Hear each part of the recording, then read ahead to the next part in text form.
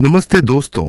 स्वागत है आपका हमारे चैनल पर, जहां हर कहानी एक सबक देती है, हर किरदार एक सच्चाई बयां करता है। आज हम आपके लिए लेकर आए हैं एक ऐसी कहानी जो सिर्फ एक कहानी नहीं, बल्कि एक आईना है। एक आईना जो हमें हमारी सोच पर सवाल उठाने को मजबूर करेगा। ये कहानी है उस शक्ति की, उस बलिदान की, जिसे हम अक्सर नजरअंदाज कर देते हैं। जी हाँ, ये कहानी है।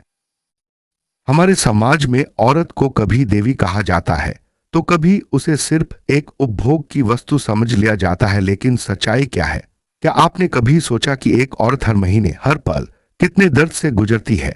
गर्भधारण, प्रसव, माहवारी, ये सिर्फ शब्द नहीं, ये एक जंग है जो वो हर दिन लड़ती है। और फिर भी वो मुस्कुराती है, घर संभालती है और अपने परिवार का ख्याल रखती है।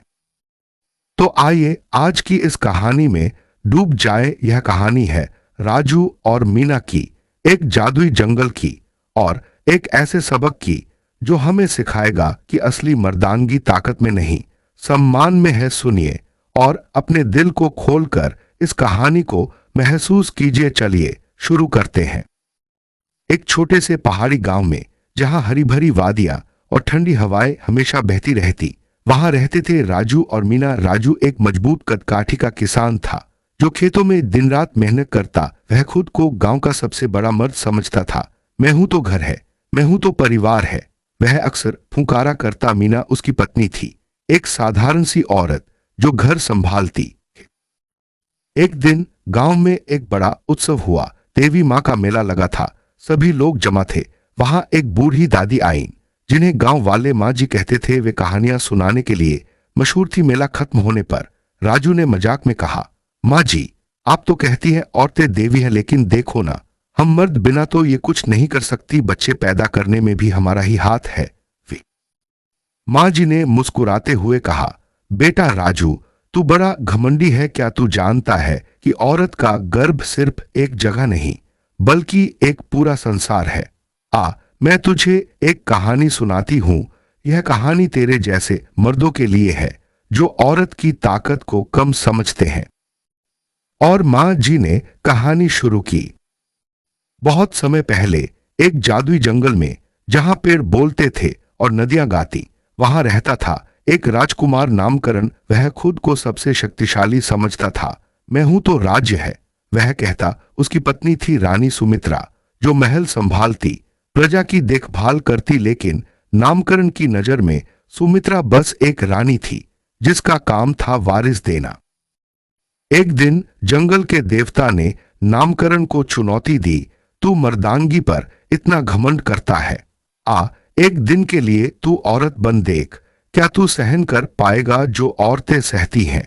नामकरण हंसा, क्या बात है देवता जी, एक दिन क्या, मैं तो जीवन भर सह लूंगा। रात होते ही जादू हुआ। नामकरण एक औरत के शरीर में आ गया।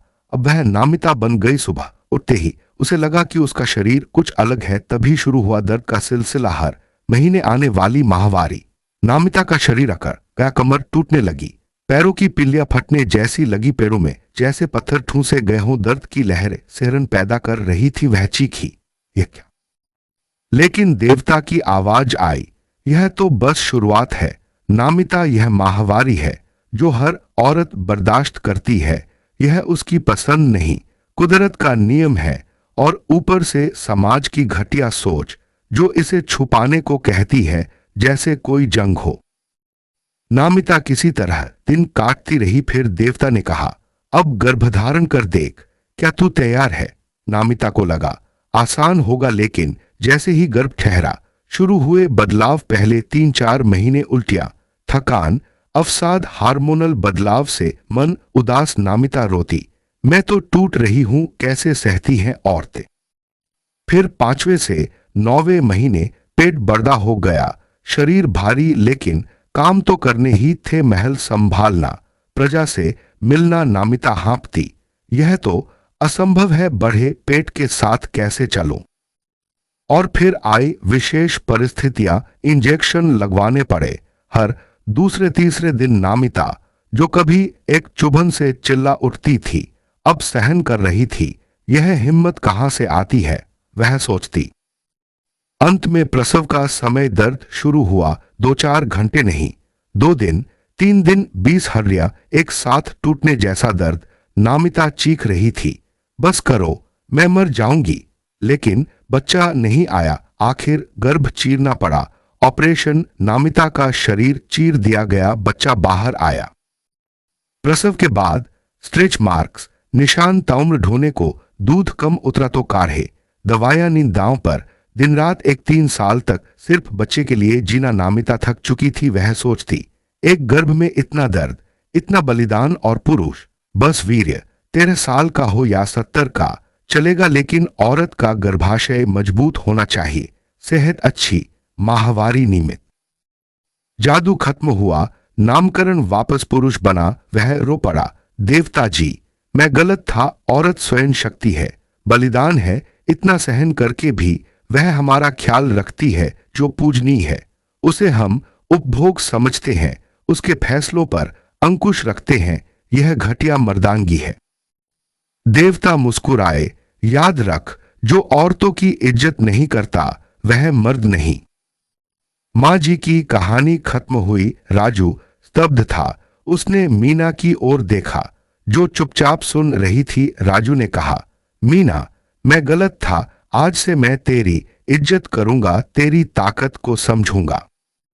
गांव वाले तालियां बजाने लगे। मीना की आंखों में आंसू थे। वह बोली, राजू, औरतें बस इतना चाहती है, सम्मान। हम देवी नहीं, लेकिन इंसान तो है। और उस दिन से गांव में बदलाव आया। मर्दों ने औरतों की पीड़ा समझी। मेलों में अब कहानियां औरतों की शक्ति की सुनाई जाती। का संदेश यही था, औरत की ताकत को कम मत समझो, उसकी इज्जत करो, क्योंकि वह जीवन की जननी है। जो उसे दबाता है वह खुद कमजोर है। याद रखें, जो औरतों की इज्जत करना नहीं जानते वे सच्चे मर्द नहीं। तो दोस्तों, यह थी राजू और मीना की कहानी। एक कहानी जो हमें सिखाती है कि औरत सिर्फ एक इंसान नहीं, एक शक्ति है, एक बलिदान है।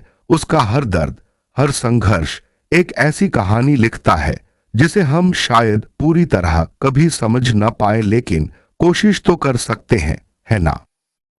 हर औरत के पीछे एक ऐसी कहानी है जो सम्मान मांगती है। हम सब का फर्ज है कि हम उनकी इज्जत करें, उनकी ताकत को सलाम करें, क्योंकि जो औरतों की इज्जत करना नहीं जानता वह कभी सच्चा मर्द नहीं बन सकता। अगर यह कहानी आपके दिल को छू गई हो तो इसे लाइक करें, अपने दोस्तों और परिवार के साथ शेयर करें। नीचे कमेंट में बताएं कि इस कहानी ने आपको क्या सिखाया। और हाँ, अगर आप ऐसी ही प्रेरणादायक कहानियां सुनना चाहते हैं तो हमारे चैनल को सब्सक्राइब करना न भूले, घंटी का बटन दबाएं ताकि हर नई कहानी आप तक पहुंचे।